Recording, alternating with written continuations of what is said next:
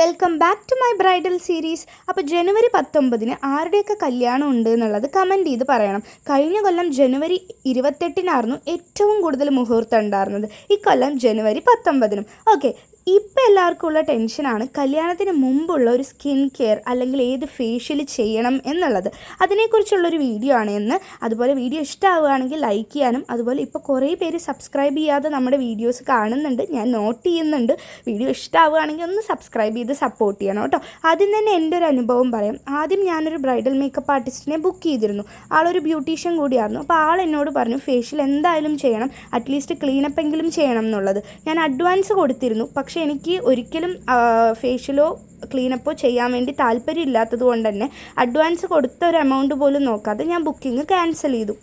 കാരണം പറയുകയാണെങ്കിൽ നമ്മുടെ സ്കിന്നിനെ കുറിച്ച് നമുക്ക് മാത്രമേ അറിയുള്ളൂ. പിന്നെ ഒരിക്കലും ഫേഷ്യൽ ചെയ്യാത്ത ഒരാൾ പെട്ടെന്ന് പോയി ഫേഷ്യൽ ചെയ്താൽ എന്തെങ്കിലും ഒരു അലർജി വന്നാൽ പിന്നെ ടോട്ടൽ കുളമായില്ലേ. അതുകൊണ്ട് തന്നെ ആ ഒരു റിസ്ക് ഞാൻ എടുക്കാൻ വേണ്ടി ആരോടും പറയില്ല. കാരണം ഫേഷ്യലിനായാലും എമൗണ്ട് പോകുന്നത് കൊണ്ടല്ല. അപ്പോൾ ഫേഷ്യലിനൊക്കെ ഒരുമാതിരി എമൗണ്ടൊക്കെ നമ്മുടെ നിന്ന് പോകും.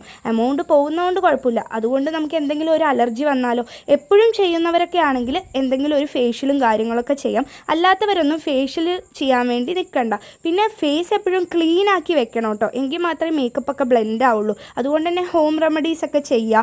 Daily moisturiser, sunscreen, lip balm ഒക്കെ ഉപയോഗിക്കുക. വെയിലത്ത് അധികം പോവാതിരിക്കുക. കല്യാണത്തിൻ്റെ ഒരു 2 മാസം മുമ്പ് തന്നെ വെയിലത്തൊന്നും അധികം പോവാണ്ടിരിക്കുക. ധാരാളം വെള്ളം കുടിക്കുക, ഫ്രൂട്ട്സ് കഴിക്കുക. അങ്ങനെ ഫേസിനെ നന്നായിട്ട് പ്രിപ്പ് ചെയ്ത് വെച്ചാൽ തന്നെ ഒരു നാച്ചുറൽ ഗ്ലോയും നാച്ചുറൽ ഫിനിഷിങ്ങും ഒക്കെ കിട്ടും.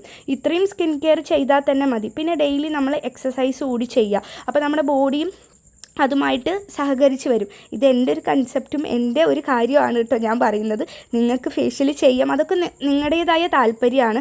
നിങ്ങൾക്ക് നിങ്ങളുടെ സ്കിന്നിനെ കുറിച്ചൊരു ധാരണ വേണം, എങ്കിൽ മാത്രമേ നമുക്ക് എന്തും ഡിസിഷൻ എടുക്കാൻ വേണ്ടി പറ്റുള്ളൂ കേട്ടോ. അപ്പോൾ എൻ്റെ ഒരു ഇതിൽ ഞാൻ ഇത്രയും സ്കിൻ കെയർ മാത്രമേ ചെയ്തിട്ടുള്ളൂ. കാരണം എനിക്ക് ഫേഷ്യൽ ആയാലും വേറെ, പക്ഷേ ത്രെഡ് ചെയ്യണം കേട്ടോ. ത്രെഡ് ചെയ്താൽ നല്ല രസമായിരിക്കും.